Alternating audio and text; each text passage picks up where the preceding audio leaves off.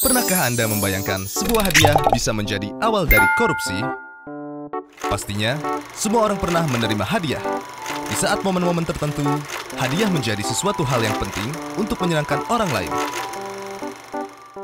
Tetapi ada juga hadiah-hadiah yang dilarang. Sekarang, mari kita lihat. Definisi gratifikasi. Dalam perspektif hukum, definisi gratifikasi adalah pemberian dalam arti luas yang meliputi pemberian uang, barang, rabat atau diskon, komisi, pinjaman tanpa bunga, pengobatan cuma-cuma, perjalanan wisata, fasilitas penginapan, tiket perjalanan, dan fasilitas lainnya. Gratifikasi tersebut baik yang diterima di dalam negeri maupun di luar negeri, dan yang dilakukan dengan menggunakan sarana elektronik atau tanpa sarana elektronik. Semua pemberian ini dikatakan gratifikasi jika penerimanya adalah pegawai negeri atau penyelenggara negara. Bagaimana gratifikasi ini menjadi awal dari korupsi? Pegawai negeri atau penyelenggara negara terkadang menerima pemberian atau hadiah dari rekanan, teman, kenalan yang terdapat konflik kepentingan, baik pada saat pelayanan, terhadap kepentingan publik, ataupun karena melihat kedudukan atau kewenangan yang melekat pada jabatan. Untuk itulah, diatur peraturan terkait gratifikasi. Aturan terkait gratifikasi diatur dalam pasal 12B besar dan 12C besar Undang-Undang Nomor 20 Tahun 2001. Pasal gratifikasi berfungsi untuk mencegah pegawai negeri atau penyelenggara negara menerima gratifikasi yang dianggap suap.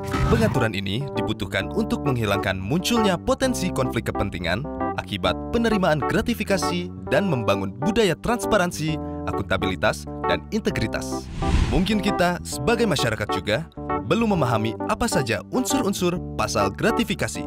Lalu, apa sajakah unsur yang terdapat dalam pasal 12B besar dan 12C besar?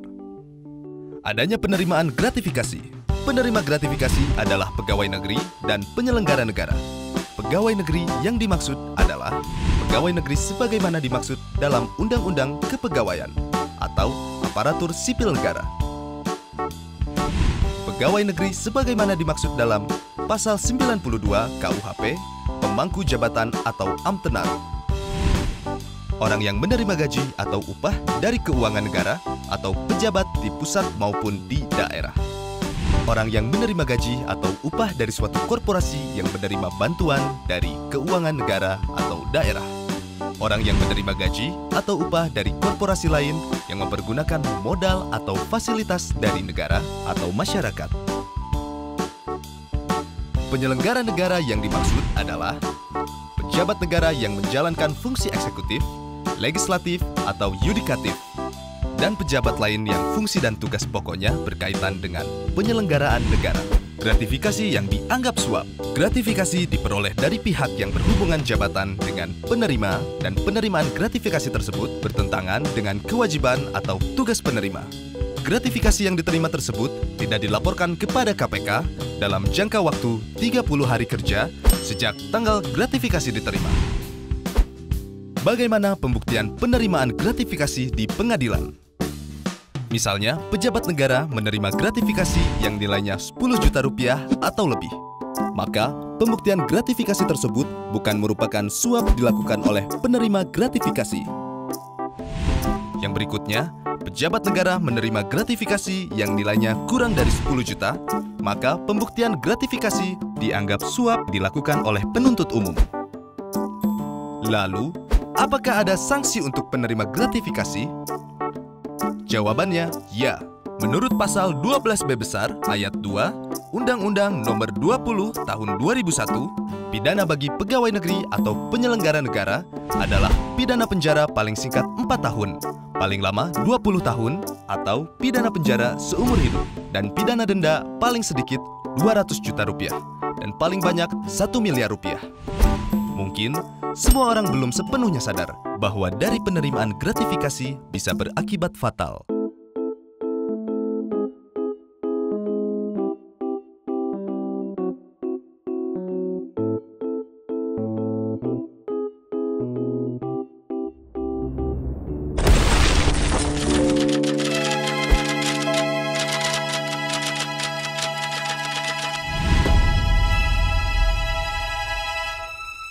Yuk tolak gratifikasi ilegal. Berani tolak, hebat. Laporkan penerimaan gratifikasi melalui go.kpk.go.id.